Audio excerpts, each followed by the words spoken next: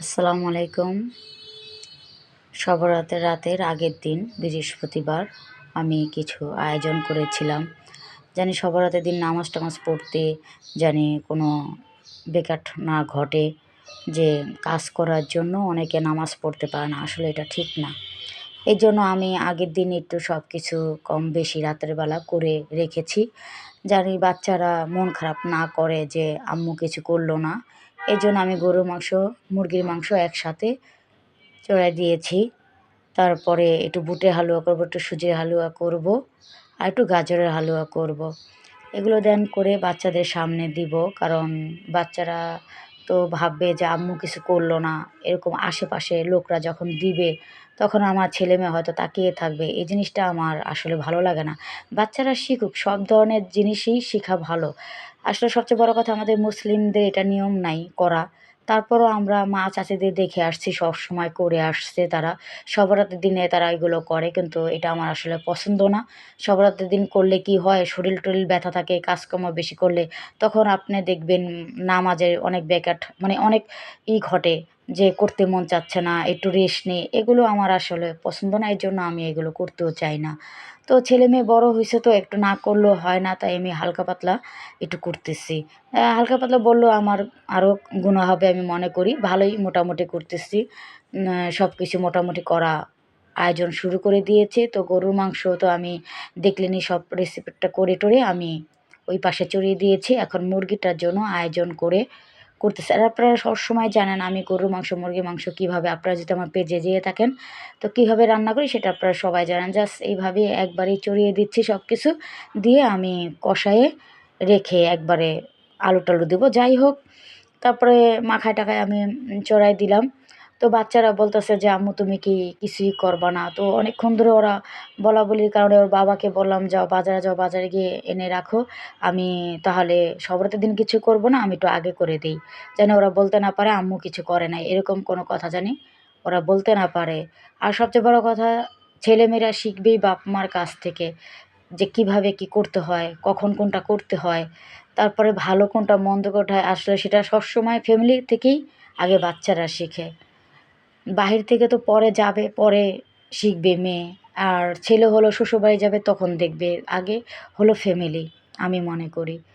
তো যাই হোক, এইজন্য বাচ্চাকে বলে রাখলাম আগেই যে, "বাবা সবসময় যে করতে হবে, সবসময় যে খেতে হবে, এমন কোনো জিনিস নাই। তুমি মনে করো এখন পারতেছো, করবা। যখন পারবা না, তখন করবা না। কারণ সব জিনিসেরই একটা ভালো দিক আছে, মন্দ দিকও আছে। সেটা বুঝে শুনে সব কিছু করাটা ভালো।" মেয়ে তো অল্পতেই আলহামদুলিল্লাহ আপনাদের দোয়ায় সব কিছু মেনে নেয়। ছেলেটা একটু জুলুমি করে। ছেলেটা বলে যে, "কেন করবা না? কিম আমি খাবো, করো।" আচ্ছা ঠিক আছে, এজন্য ছেলের জন্য একটু করলাম। ওর বাবাও বলতেছে, "না, বাচ্চারা না দেখলে এগুলো শিখবে কোথা থেকে? তুমি একটু করো।" আসলে এটা শিখা বড় কথা না, যে এই দিনেই যে খেতে হবে এটাও কোনো কথা না। আসলে সবাই করে দেখে আমরাও, ওই যে কথায় আছে না, মা চাচীদের দেখে, দেখে আস্তে, আস্তে আমরাও করে ফেলি।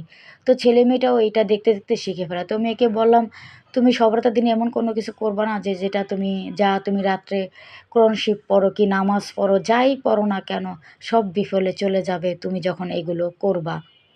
তারপর মেয়েকে এটা বলার পর বলে লাগছে, "ঠিক আছে আম্মু।" আমি কই, "যদি পারো তোমার ছেলেমেয়ে, হ্যাঁ, খাওয়াবা না কেন? অবশ্যই খাওয়াবা। আগের দিন একটু করে টরে দিলা। জানি নামাজে তোমার বিঘ্ন না ঘটে। এজন্য আগেই তুমি করে টরে দিবা, যতটুক যাই পারো। জানি ওই ক্ষেত্রে যে তুমি করবা, এটা তুমি এটা আশা করবা না কখনো। জিনিসটা খারাপ।" তারপরে আমার মেয়ে বলল, "ঠিক আছে আম্মু।" যাই হোক, আমি বুটের হালুয়া কখনো করি নাই, এই ১ম। দুধ দিয়ে, আপনারা তো দেখলেনই, আমি দুধ দিয়ে আগে সিদ্ধ করেছি। আগে সবচেয়ে বড় কথা হলো, রাতের দিন আমি ভিজিয়ে রেখেছিলাম। ভিজিয়ে রাখার পরে ভালোই ৪-৫ ঘন্টা ভিজিয়ে রেখেছিলাম, ফুলে গেছে। তো সকালবেলা আমি ধুয়ে-টুয়ে ওয়াশ করে একেবারে আম দুধ দিয়ে একেবারে ভিজিয়ে করেছি, উতরিয়েছি। একেবারে ওইটা দিয়ে করার পরে, আর এটা হলো বাদাম। বাদাম আর হলো কিশমিশ আমি একবারে ভেজে রেখে দিব। কারণ কিশমিশটা আর বাদামটা যদি আপনি ভেজে দেন, তাহলে দেখবেন আপনার ওই হালুয়াটা নষ্ট হয় না। আপনি তো ২-১ দিন ফ্রিজে রেখে খাবেন। তো ওইটা নষ্ট হয় না। এজন্য কিশমিশটা আর বাদামটা ভেজে দিবেন। এটা আমি আসলে জানতাম না। আর আমার আম্মুকেও কখনো দেখি নাই এটা করতে। আমার বড় বোনকে দেখেছি। আমার বড় বোনের থেকে আমি শিখেছি এই জিনিসটা যে সে সব কিছু দেখতাম ঘিয়ে ভেজে তারপরে উপর দিয়ে দিয়ে দিত। তো এটা আমি জাস্ট আমার বড় বোনের কাছ থেকে শিখেছি। তো সেইভাবেই আমি এবার একটু করলাম। কখনো আমার এতটা করা হয়নি আগে, যখন মার বাসায় ছিলাম তো মা করতো। আর যখন এই হলো তখন এতটা আমরা করি নাই, বড় বোন করতো। এই যাই হোক, একসাথে আমরা সবাই করতাম সবসময়। তো এই প্রথম আমি এই আয়োজনটা করলাম। তো আলহামদুলিল্লাহ আমি ভালোভাবেই পেরেছি সব কিছু। একেবারে যে হয় নাই এরকম কোনো কিছু না। আমি তো খুব সুন্দর, এটা হলো ১ কেজি ছোলা দিয়ে আমি করেছি। এজন্য ঘিটা আসলে আপনার বেশি লাগবে। আর সবসময় মনে রাখবেন ঘিটা যখনই দিবেন, বুটের ডালটা তখনই দিয়ে দিবেন। ঘি কখনো গরম করা যাবে না। কারণ গরম করলে জিনিসটা একটু কালো, কালো লেগে যেতে পারে। এইজন্য আপনি একেবারে ঘি দেওয়ার সাথে, সাথে আপনি ডালটা দিবেন। আর সবচেয়ে বড় কথা, এটা প্রচুর লাড়তে হয়, লাড়ার উপরে রাখতে হবে যেন নিচে লেগে না যায়। আর সবসময় চিন্তা করবেন যে ফ্রাই প্যানে করার জন্য, কারণ ওগুলোতে লাগে না।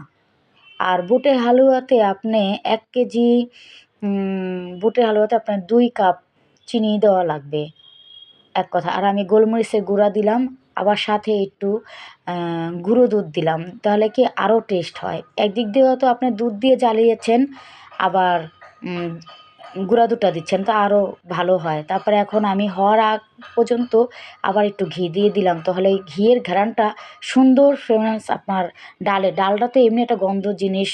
তো এই গন্ধটা থাকবে না যদি আপনি আবার ঘি দেন। একেবারে ঘিয়ের ঘ্রাণটা থাকবে। দেখেন আমার এটা একেবারে নরম হয়ে গেছে। মানে জাস্ট শুকাইলে শক্ত হয়ে যাবে। ঢেলে দিলাম। আর সবসময় প্লেটে একটু ঘি দিয়ে, আপনাদের এটা আমি দেখাতে পারি নাই, ঘি দিয়ে যেই ট্রেটাতে সাজাবেন সেই ট্রেটা ঘি দিয়ে আপনি একটু হাত দিয়ে মালিশ করে দিবেন জানি লেগে না যায় এইজন্য। পুরোটাই সুন্দর করে চারোপাশে লাগিয়ে দিবেন। তারপর দেখেন আমি বাদামগুলো যেগুলো ভেজে রেখেছিলাম সেগুলো সুন্দর মতো দিয়ে দেখেছি। দেখেন কত সুন্দর হয়েছে। আসলে আমার খুব ভালো লেগেছে। আমি যে এত সুন্দর পেরেছি আমি হতভম্ব আসলে। আর রান্না আপনাদের সবসময় বলেছি, রান্না এমন একটা জিনিস আপনি যেইভাবে করেন না কেন, যেইভাবে করেন না কেন খাওয়া যাবে। খাওয়ার মতো হলে খাওয়া যাবে। খালি চিনি সবসময় মনে রাখবেন লবণটা একটু আপনি দেওয়ার আগে পারফেক্টটা জেনে নিবেন। কারণ লবণ দিলে বেশি দিয়ে ফেললে আপনি খেতে পারবেন না কখনোই। এজন্য এটাও আপনাদের ভেঙে দিলাম। লবণটা সবসময় একটু কম দিবেন, দরকার হলে ভাতে নিয়ে খাওয়া যায়। এটা কোনো ব্যাপার না। তারপরে যেভাবে রান্না করেন না, জিনিসটা রান্না খুবই মজা হবে। তারপরে আমি এই তো বুটের হালুয়া শেষ করে এখন সুজির হালুয়া শুরু করে দিলাম। সুজির হালুয়াতে একটু ঘি লাগে বেশি, আবার বুটের হালুয়াতেও ঘি লাগে বেশি।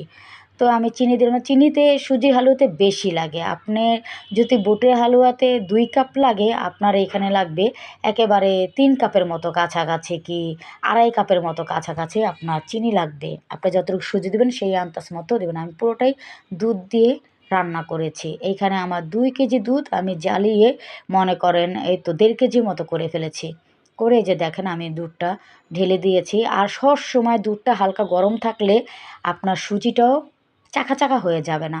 এজন্য দুধটা হালকা গরম রাখবেন। রাখার পরে আপনার সুন্দর মতো ঢেলে দেবেন। দেখেন আমি লাস্টে একটু ঘি দিয়েছি। এটা তো ঘিটা দিয়েছি যে কোনো গন্ধর জন্য না। এটা জাস্ট আপনার ঘির একটা ফ্লেভার আসবে, খেতে ভালো লাগবে এজন্য আমি দিয়েছি। কেউ যদি না চান না দিবেন, সমস্যা নেই। তারপর যাই হোক আমি এই ট্রেটাও তো ঘি মাখিয়ে রেখেছিলাম। এখন ঢেলে দিলাম। ঢেলে দেওয়ার পর আমি একটাতেই পুরোটাই করব। জাস্ট অর্ধেক ঢেলে দিলাম, বাকিটা ঢালবো।